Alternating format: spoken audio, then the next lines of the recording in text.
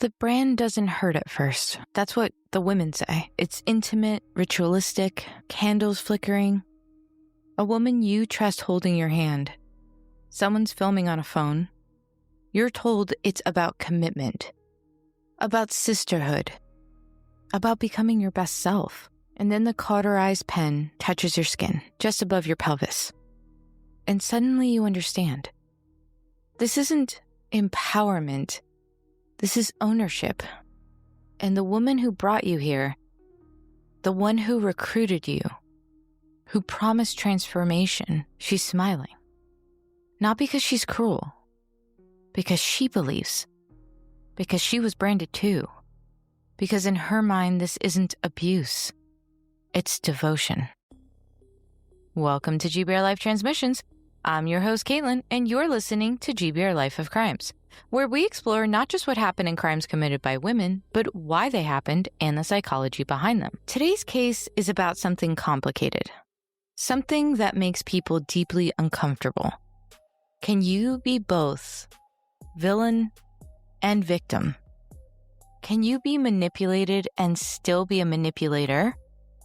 Can you suffer and still cause suffering? This is the story of Allison Mack. And before we decide who she is, let me tell you who she was. Allison Christian Mack was born on July 29, 1982, in Preetz, West Germany, to American parents. Her father, Jonathan, was an opera singer. Her mother, Mindy, was a school teacher and bookkeeper. They were living in Germany because of her father's career. But when Allison was 2, the family returned to the United States and settled in Long Beach, California. From a very young age, Allison was performing. Her first job was for a German chocolate company, appearing in print ads and commercials. By age 7, she was studying at the Young Actors Space in Los Angeles. And she was good, really good. She had that thing you can't teach, that presence, that ability to make people believe whatever she was selling, which is why in 2001, when she was just 19 years old, Allison landed the role that would define her career. The one you all know her as, Chloe Sullivan, on Smallville. For a decade, she played Clark Kent's best friend, the loyal sidekick, the one who always had the answers. She won Teen Choice Awards. She directed episodes, and she became beloved by millions of fans who saw her as smart, trustworthy, heroic. And by all accounts, she loved it. She loved the work, the recognition, the sense of purpose. But there was something else Allison loved, something she craved even more than fame. Transformation. The idea that she could become better, stronger, more enlightened. And that hunger, that deep need to improve herself, would make her vulnerable to something she never saw coming. In 2006, during the height of Smallville's success, Allison attended a NXIVM workshop.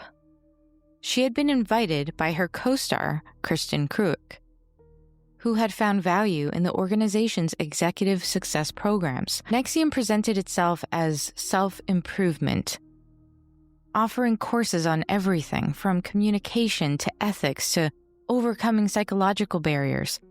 It was expensive, exclusive, and had attracted many celebrities, many business executives, and people searching for meaning. And at the center of it all was Keith Raniere. Keith Raniere was 46 years old when Allison met him. He called himself Vanguard. He had founded NXIVM in 1998 with Nancy Saltzman, a nurse and practitioner of neuro-linguistic programming. Raniere presented himself as a genius, a humanitarian, someone who had unlocked the secrets of human potential. He spoke in paradoxes and parables. He had devoted followers who believed he could see into their souls. And for someone like Allison, who was already successful but still felt incomplete, someone who had wanted to become more than just an actress, Keith Raniere seemed like the answer. In her recent interviews, Allison describes what drew her to NXIVM. She talks about feeling like something was missing despite her success. She wanted depth, authenticity, purpose behind Hollywood. And NXIVM promised exactly that. The courses were intense, confrontational, designed to break down your defenses and rebuild you. And Allison drove in completely. She took course after course. She recruited other actors. She rose through the ranks. And then Keith Raniere noticed her. Not just as a student, as someone special, someone chosen. By 2010, Allison had become one of Raniere's most devoted followers. She moved to Albany, New York, where NXIVM was headquartered. She left Smallville behind. She stopped auditioning for other roles. Her entire identity became wrapped up in the organization and in serving Keith. And this is where the story gets darker. Because around 2015, Raniere decided to create something new within NXIVM. A secret women's group called DOS. DOS stood for Dominus Obsequious Sororium, which translates roughly to master over slave women. But members weren't told that. They were told it was a women's empowerment sorority, a place where they could become stronger through discipline and commitment. The structure was a pyramid. Each woman had a master and recruited her own slaves. The slaves would provide their master with collateral, sexually explicit photos, damaging personal information, anything that could destroy their lives if released. This collateral ensured obedience. And at the very top of the pyramid was Keith Raniere. Though most women didn't know that at first, Allison Mack became a master. In fact, she was one of the first. She reported directly to Raniere and helped him design the entire system. She recruited women and, of course, required them to provide that collateral. She enforced strict rules, near-starvation diets, sleep deprivation, daily assignments designed to break down resistance. And then came the branding. The branding ritual was designed by Raniere himself. Women were told it was a symbol of commitment of the elements. They weren't told that it was a symbol of actually Raniere's initials. The ceremony took place at Allison's home in upstate New York. Women would lie on a massage table, naked from the waist down. Someone would film it, and then a cauterizing pen would burn the symbol into their skin just above the pubic area.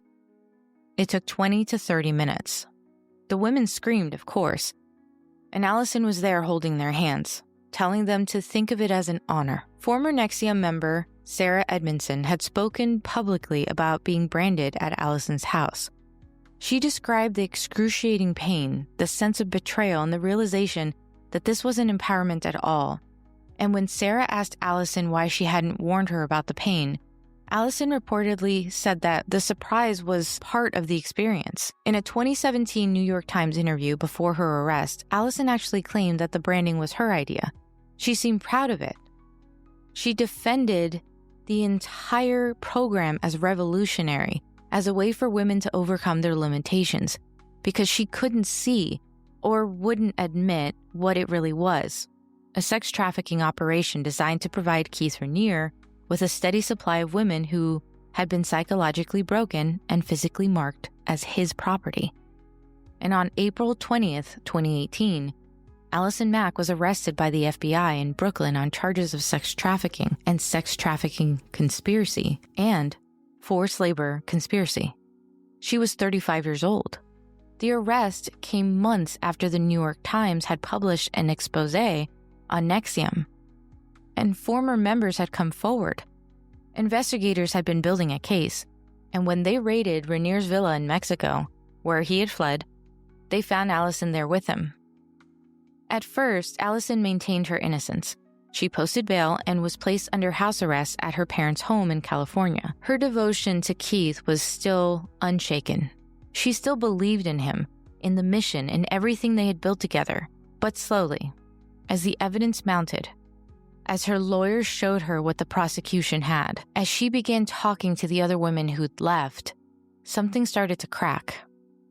In her recent podcast interviews, Allison describes this period as the most painful of her life, not because of the legal trouble, but because she was beginning to understand what she'd done. A key turning point when Lauren Salzman, daughter of NXIVM co-founder Nancy Salzman, decided to testify against Raniere. Lauren had been in NXIVM for 2 decades.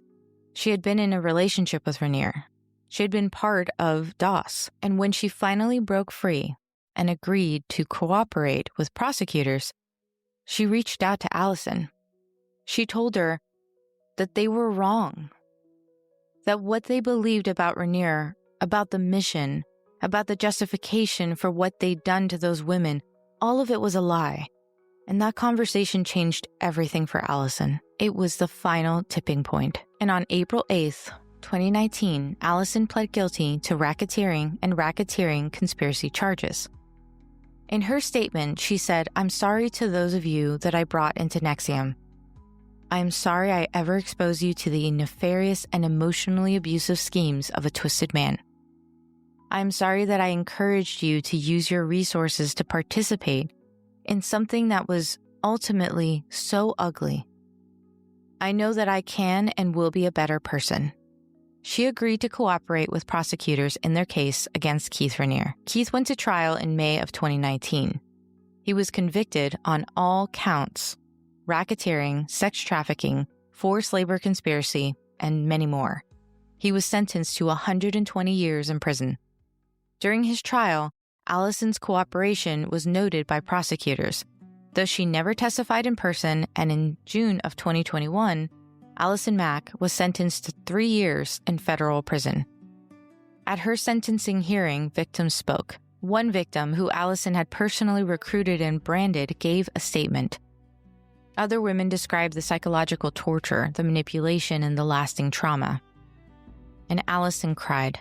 She apologized directly to the women. She said she was horrified by her actions. The judge acknowledged her cooperation and her remorse, but made it clear that what she had done was serious. Allison was sent to the Federal Correctional Institution in Dublin, California. She served 21 months and was released in July of 2023.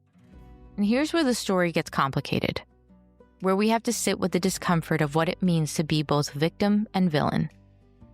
In late 2024, Allison broke her silence. After years of refusing interviews, she agreed to participate in the 7-part podcast called Allison After NXIVM, produced by CBC's Uncover. The interview took place in Long Beach in December of 2024, a year and a half after her release from prison.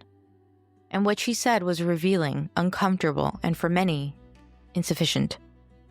Allison admits that she used her fame as a power tool to recruit women. She said, "I think that I capitalized on things I had. And so the success I had as an actor, I think I did capitalize on that. And it was a power tool that I had to get people to do what I wanted. I think I was very effective in moving Keith's vision forward." She acknowledges that she was harsh, callous, aggressive, forceful, and incredibly abusive. She says she didn't see herself as innocent, but she also talks about being manipulated herself. She describes how Keith groomed her, how he exploited her desire for meaning, how he isolated her from her friends and family, how he convinced her that everything they were doing was for the greater good. She talks about how she genuinely believed, that she was helping people become stronger. And she makes this statement, "I was so aggressively emotional. And whether or not somebody else thinks that that deserves a prison sentence or not, it doesn't really matter, because that's my conscience and that's on me and that's not okay." This is the duality that makes people uncomfortable. Can we hold both truths at once? That Allison was manipulated by Keith and that she manipulated others, that she suffered under his control and that she wielded power over vulnerable women, that she was victim of psychological abuse and that she committed acts of psychological and physical abuse herself. In psychology, this is called secondary perpetration. It happens in cults, in trafficking operations, in abusive hierarchies. Someone is victimized, then recruited into the system itself, and then becomes a perpetrator themselves as a way to survive, to gain approval, or to maintain their position. Thing is, it doesn't excuse the harm they cause, but it does complicate how we understand culpability. And this is where the comparison to Ghislaine Maxwell becomes important, because on the surface, these cases look similar. Both women were involved in sex trafficking. Both recruited and groomed victims. Both were sentenced to prison. Both have been described as victims of powerful men they served. But there are crucial differences. Ghislaine Maxwell was Jeffrey Epstein's partner, not his follower. She had wealth, privilege, and power independent of him. She came from British high society. Her father was a media mogul. She moved in elite circles her entire life. When she met Epstein, she was already sophisticated, already connected, already operating at a level of social power that most people never reach. And the women she trafficked, they were teenagers, many from disadvantaged backgrounds, girls who were vulnerable, who needed help, who trusted her because she seemed safe, maternal, and authoritative. Maxwell's role wasn't just recruitment. According to prosecutors and victim testimony, she directly participated in abuse. She did things to the girls herself. She normalized the exploitation by discussing sexual activities and by being present during the assault, by creating an environment where abuse seemed acceptable. And at Ghislaine's sentencing in 2022, when victims confronted her, Maxwell showed no remorse. She said, "I believe that Jeffrey Epstein was a manipulative, cunning, and controlling man who lived a profoundly compartmentalized life and fooled all of those in his orbit." She positioned herself as another one of his victims, but she never actually apologized for the pain she caused. She expressed empathy for the victim's pain, but didn't take responsibility for causing it, and the judge didn't buy it. And Ghislaine Maxwell was sentenced to 20 years in federal prison. And importantly, even though some experts have argued that Maxwell may have been under Epstein's control, the power dynamics were clearly different. Maxwell had resources, connections, and the ability to leave. But she chose to stay. She chose to participate. And when it was over, she chose to deny responsibility. So going back to Allison Mack, you can see how the situation was very different. She was younger when she was recruited, just 24 years old, and she was searching for meaning, for purpose, and for something beyond celebrity. Keith didn't just manipulate her. He reconstructed her entire identity. He isolated her from everyone who could provide a reality check. He convinced her that he was enlightened, that his teachings were revolutionary, that serving him was the highest form of self-actualization. And unlike Maxwell, Allison was branded too. She underwent the same painful ritual she would later inflict on others. She was part of the hierarchy, yes, but she was also subjected to it. This doesn't make what Allison did okay. The woman she recruited, the women that she branded, she emotionally abused. They suffered real, lasting harm. One of her victims has spoken about the trauma and nightmares and the difficulty trusting anyone ever again. Another has described the psychological manipulation and the sense of betrayal and horror, realizing that someone she trusted had delivered her into a system designed to break her. These women deserved better. They deserved protection, not exploitation, and Allison failed them. But here's the thing people struggle with. Punishment doesn't erase complexity. Allison served time. She lost her career, and she will carry this for the rest of her life. And she's trying to reckon with what she did. In her interviews, she's honest about the harm she caused. She doesn't hide behind the excuse of being manipulated. She says, "I was not kind, and I was aggressive, and I was abusive." She owns it. And for some people, that's enough to begin a conversation about redemption. For others, it will never be enough. There's also something else people need to understand about why this case hits differently than Ghislaine Maxwell's. Allison Mack was operating within a belief system that she genuinely thought was true. She believed Keith. She believed that the suffering they were inflicting was temporary and that it would lead to growth, that they were helping people through their limitations. But that's what makes cults so dangerous. They provide a framework that redefines morality. Suffering becomes growth. Control becomes care. Abuse becomes devotion. Ghislaine Maxwell had no such framework. She wasn't in a cult. She wasn't indoctrinated into a belief system that redefined abuse as empowerment. She knew what she was doing, and she knew it was wrong. She knew those were children.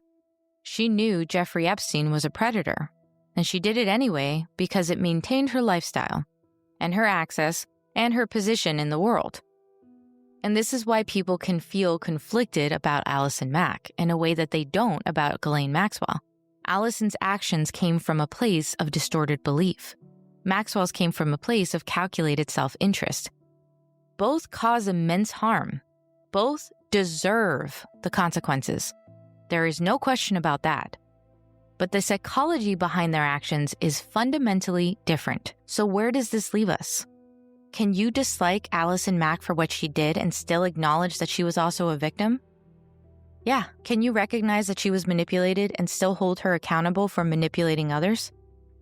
Yeah. Can you believe that her remorse is genuine and still think it doesn't undo the harm? Yes. All of these things can be true at the same time. Human beings are not one thing. We are contradictions, complexities, capable of both suffering and causing suffering, sometimes in the same breath. And when we refuse to see that complexity, when we insist on making people either pure victims or pure villains, we miss something important about how harm actually works in the world. Because the truth is, most abuse doesn't come from monsters. It comes from the people who have been broken and who then break others. It comes from systems that exploit vulnerability and turn victims into perpetrators. It comes from the belief systems that replace empathy with certainty. Allison Mack has said that since leaving prison, she married Frank, a reformed neo-Nazi and skinhead who now speaks out against radicalization. They met at a dog park in 2023. He told her about his own journey from extremism to redemption. And maybe that's fitting. Maybe the only people who can truly understand what it means to have caused harm while being under someone else's control are the other people who have walked that same path. But here's what we can't forget. Allison's victims didn't choose to be in NXIVM. They didn't choose to be branded. They didn't choose to be manipulated and exploited. And whatever complexity we extend to Allison, we owe even more to them. They deserve to be angry. They deserve to refuse forgiveness. They deserve to say that Allison's apologies don't change what happened to them, and they're right. And the podcast host who interviewed Allison struggled with whether to give her a platform at all. She said, "What compels me the most about Allison and why she ultimately decided to do the story in the first place is that she's a person who's willing to grapple with the bad things she's done. And maybe that's the lesson here. We can listen to someone's story, we can try to understand how they got to the darkest place, and we can still say, what you did was wrong. What you did caused harm, and that harm didn't just disappear because you understand it now." And this case isn't about excusing Allison. It's about understanding how someone who seemed smart, talented, and kind could end up torturing other women in the name of enlightenment. It's about recognizing that vulnerability isn't a weakness. It's a point of entry.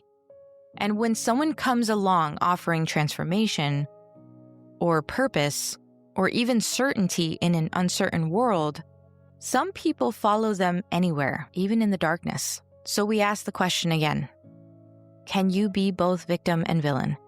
Yeah.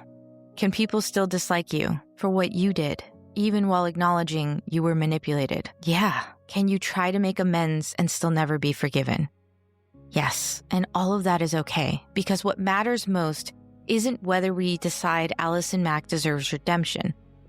What matters is that we understand how this happens so that we can recognize it when we see it, so that we can protect vulnerable people from systems that prey on their hunger for meaning, so that we can call out abuse even when it's dressed up as empowerment or government, because the most dangerous people don't always look dangerous. Sometimes they look like someone who wants to help you.